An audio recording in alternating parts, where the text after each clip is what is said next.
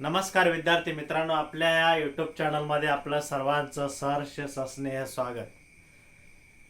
कालच्या व्हिडिओमध्ये आपण आकलन या घटकावरती जो सूचना पालन हा जो उपघटक आहे, या घटकामध्ये विचारण्यात आलेले जे काही प्रश्न आहेत त्या प्रश्नांचा अभ्यास केला. त्यामधील 10 प्रश्न जे आहेत ते 10 प्रश्न आपले सोडवून झालेले आहेत. आज आपल्याला त्याच्या पुढचे जे काही प्रश्न आहेत त्याच्या पुढचे प्रश्न अभ्यासाचे आहेत. चला तर मग 11वा प्रश्न कोणता विचारलेला आहे तो पाहूया. त्या अगोदर चॅनलला जर मित्रांनो सबस्क्राईब केलं नसेल तर चॅनलला मात्र सबस्क्राईब करायला विसरू नका आणि व्हिडिओला लाईक करायला मात्र विसरू नका. ठीक आहे, चला.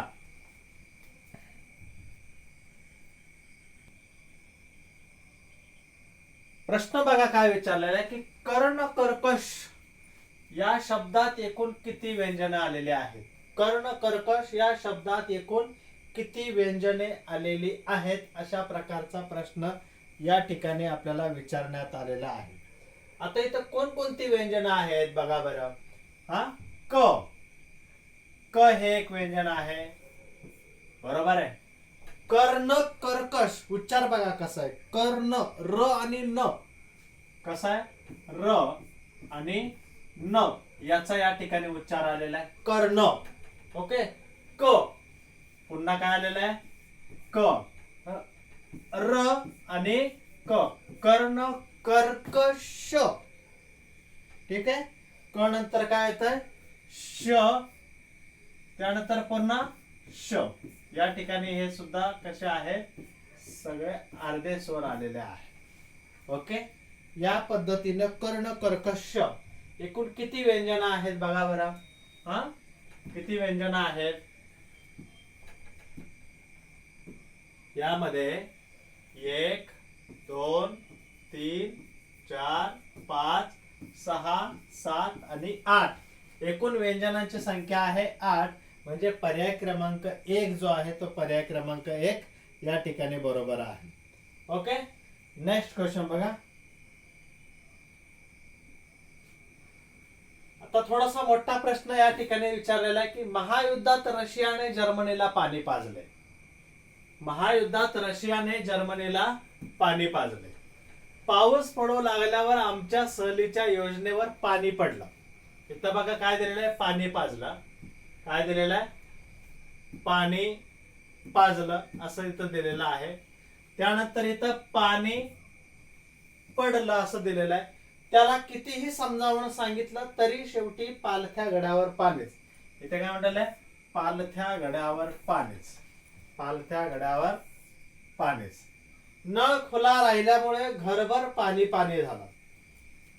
पाणी पाणी झालं. पुढील पैकी कोणत्या पर्यायात वरील वाक्यातील शब्द समूहांचा अचूक अर्थ आलेला नाही. आलेला नाही म्हटलेला आहे. इथे काय म्हटलेलं आहे, अचूक अर्थ आलेला नाही. अशा पद्धतीचा हा प्रश्न जो आहे तो आपल्याला या ठिकाणी विचारलेला आहे. ओके. आता बघा, पाणी पाणी झालं म्हणजे शर्मेने अर्धमेला झालं. हे कुठं दिलेलं आहे का तुम्हाला. आपण इथून खालून सुरुवात करूया.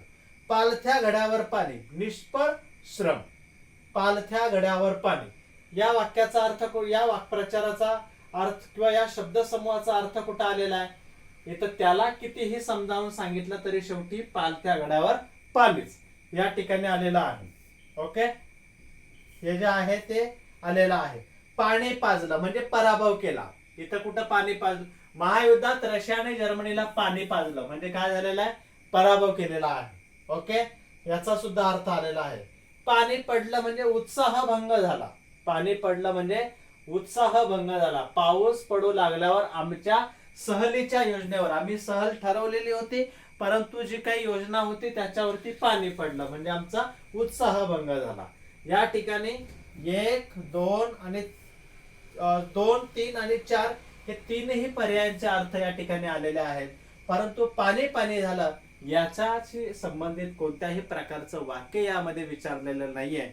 म्हणून या प्रश्नामध्ये पर्याय क्रमांक 1 जो आहे तो पर्याय क्रमांक 1 बरोबर आहे. लक्षात आलं. फार सोपं आहे, फक्त थोडासा विचार करायला पाहिजे. Next question.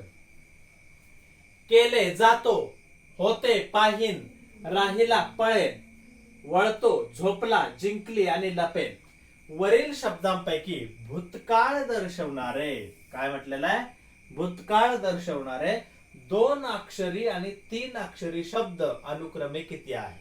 प्रथमतः आपण काय करूया, 2 अक्षरी शब्द कोणकोणते आलेले आहेत ते पाहूया. काय पाहूया, 2 अक्षरी जे आहेत ते 2 अक्षरी शब्द किती आलेले आहेत ते पाहूया. 2 अक्षरी शब्द किती आहेत बघा.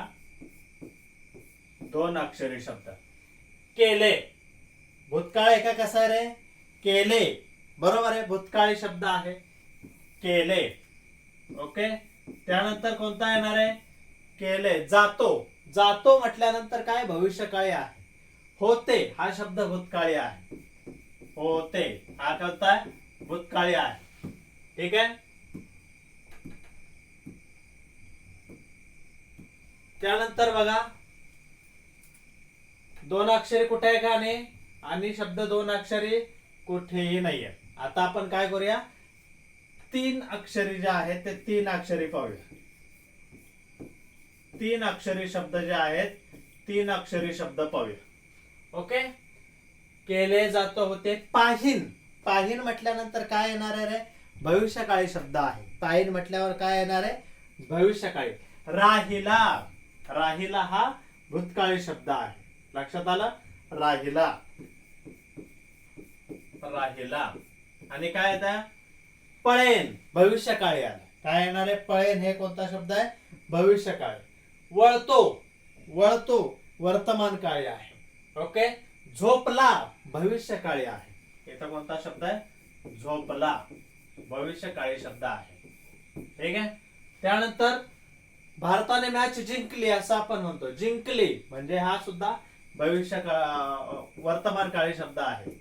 जिंकली वर्तमान काळी शब्द आहे.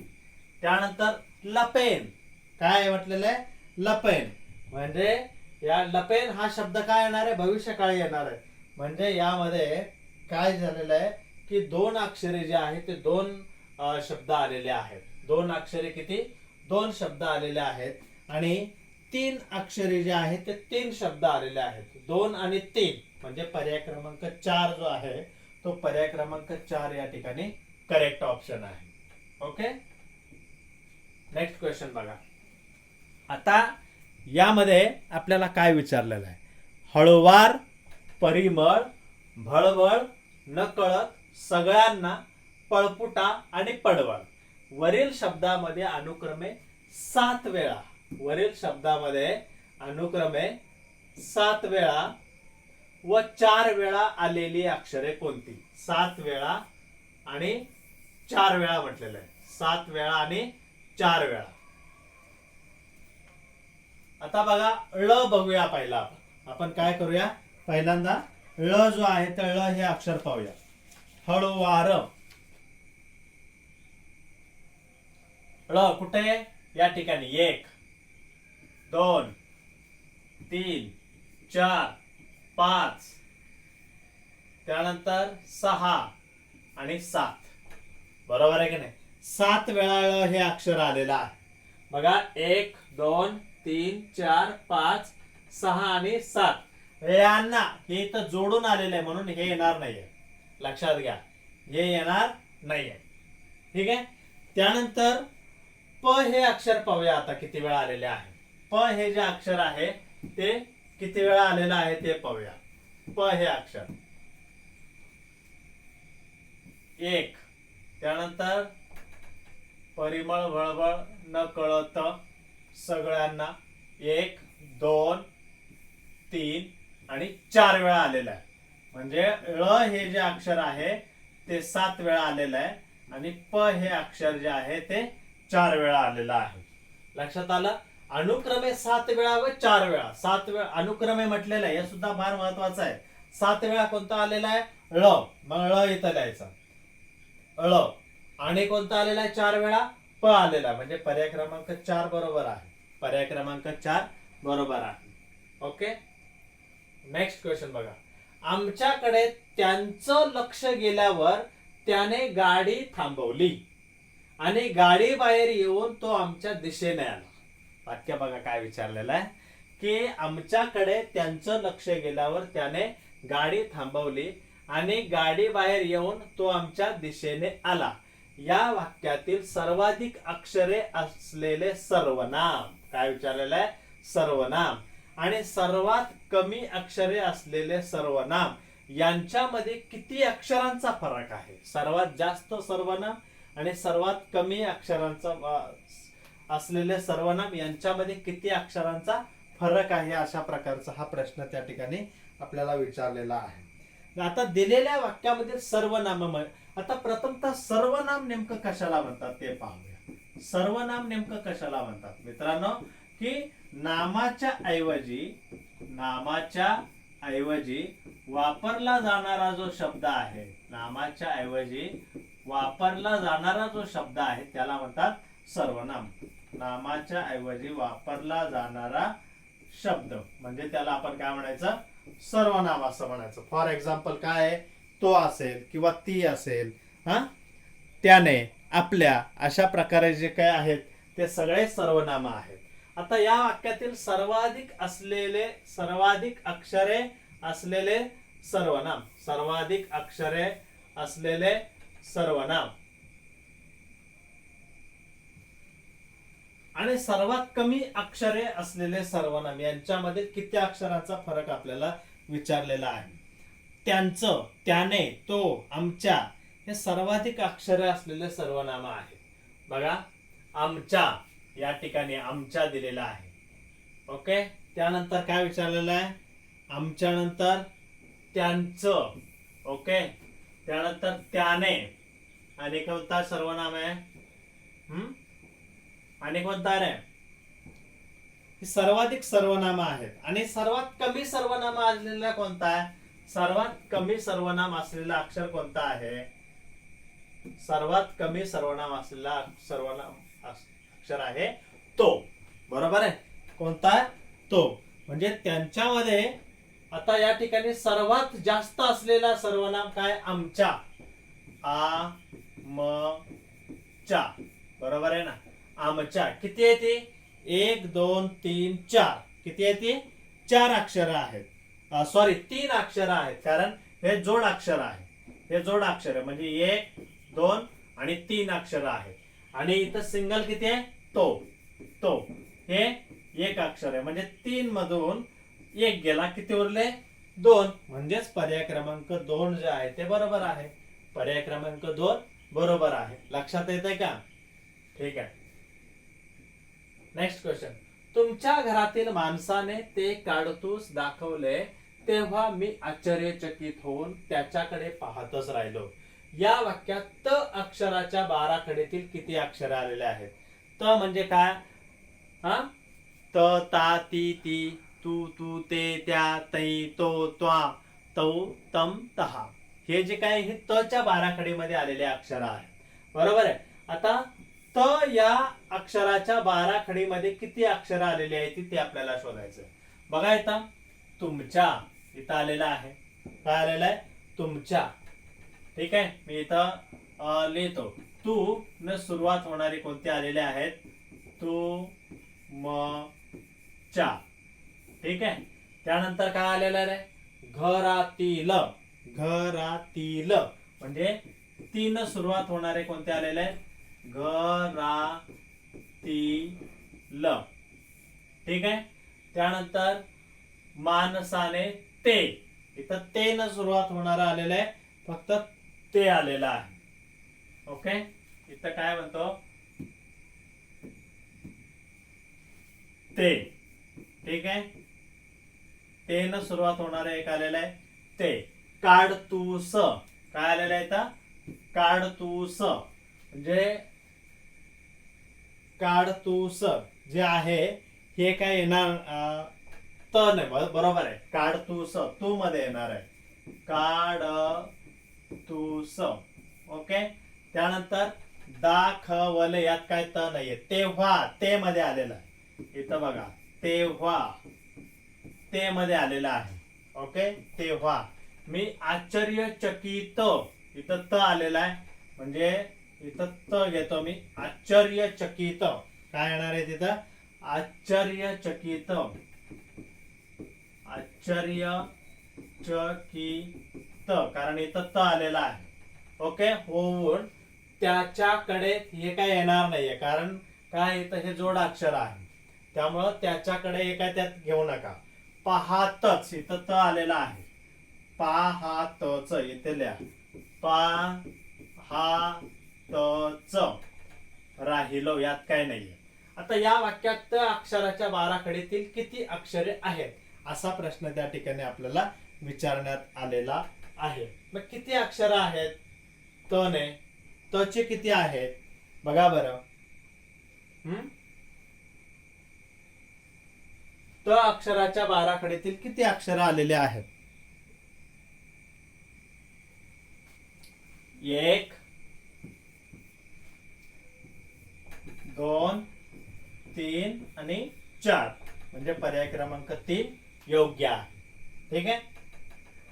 नेक्स्ट क्वेश्चन, राम र दा कर या अक्षरांपासून तयार होणाऱ्या अर्थपूर्ण शब्दातील तिसऱ्या व पाचव्या अक्षरापासून तयार होणारा शब्द पुढीलपैकी कोणता? तिसरा आणि पाचवा अक्षर त्यामध्ये काढायचा आहे. चला, राम र दा कर याच्यापासून कोणतं अक्षर तयार होत आहे? करार मदार. कोणतं होत आहे? करार मदार. कोणतं अक्षर होत आहे? करार मदार. मी या ठिकाणी लिहितो क रा र म दा र. ठीक आहे. अर्थपूर्ण शब्दातील तिसऱ्या व पाचव्या अक्षरापासून, तिसऱ्या व पाचव्या अक्षरापासून, तिसरा अक्षर आणि पाचवा अक्षर, तिसरा अक्षर आणि पाचवा अक्षर, 1 2 3 4 5 आणि 6. तिसरा अक्षर कोणतं आलेलं आहे? र आलेला आहे. आणि पाचवा कोणता आलेला आहे? दा आलेला आहे. तयार होणारा अर्थपूर्ण शब्द काय झाला? दार. काय झाला? दार. पर्याय क्रमांक 2 योग्य आहे. पर्याय क्रमांक 2 योग्य आहे. नेक्स्ट बघा, ख ट झ हे एक अक्षर मालिका दिलेली आहे आणि झच्या पुढे लगेच ठ आहे. झच्या पुढे लगेच ठ आहे, पण झच्या आधी लगेच ठ नाही. झच्या आधी लगेच ठ नाही असे किती वेळा झाले आहे? झच्या पुढे ठ पाहिजे. पहिल्यांदा आपण काय करूया, झच्या पुढे कुठे ठ दिलेला आहे ते शोधून घे. इथं बघा, झच्या पुढे ठ, झच्या लगेच पुढे ठ पाहिजे, पण झच्या आधी लगेच ठ नकोय. झच्या आधी लगेच ठ नकोय. इथं झच्या पुढे ठ नाहीये. इथं झ कुठं दिलेला आहे? झच्या पुढे इथं काय आहे? ठ आहे, पण इथं याला पाठीमागे काय झालेलं आहे? ठ लागून आलेला आहे. आपल्याला काय म्हटलंय? आधी लगेच ठ नकोय. ओके, म्हणजे हे पण येणार नाहीये, हे पण येणार नाहीये. त्यानंतर काय येणार आहे रे? इथं झ ठ, त्यानंतर इथं झ ठ, हे इकडच आहे असं समजा. ओके, ठ झ ठ म्हणजे इथं ठ आलेला आहे, इथं झ ठ आलेला आहे, हे सुद्धा आपल्याला नको आहे. बरोबर आहे. मग काय म्हटलेलं आहे? लगेच ठ आलेला पाहिजे. आता इथं बघा, इथं बघा,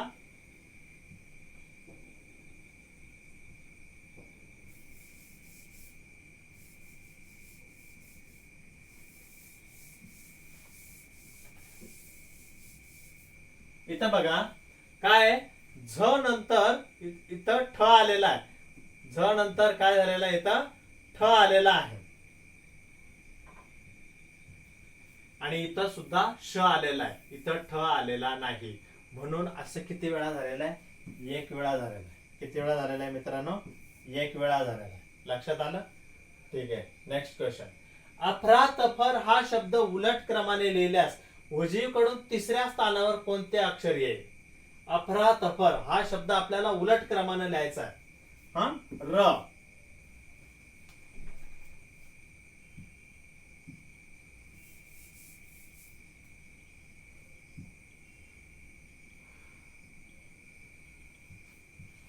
इथं बघा काय येतो? र. त्यानंतर काय येणार आहे? फ. त्यानंतर त. त्यानंतर रा. त्यानंतर फ आणि मग अ. ओके, आता हा शब्द उलट क्रमाने लिहिल्यास उजवीकडून तिसऱ्या स्थानावर, उजवीकडून तिसऱ्या स्थानावर, उजवी बाजू ही आहे, तिसरं स्थान इकडे बघायचंय. 1 2 3 तिसऱ्या स्थानावर काय आलेलं आहे? र आलेला आहे. तिसऱ्या स्थानावर काय आलेलं आहे? र आलेला आहे. ओके, म्हणजे यामध्ये आपल्याला पर्याय क्रमांक 1 जो आहे तो पर्याय क्रमांक 1 बरोबर आहे. नेक्स्ट क्वेश्चन बघा. मुसळधार पाऊस पडत आहे या वाक्यातील प या अक्षरापासून डावीकडील 5वे अक्षर कोणते? मुसळधार पाऊस पडत आहे या वाक्यातील प या अक्षरापासून डावीकडील 5वे अक्षर कोणते असं विचारलेलं आहे.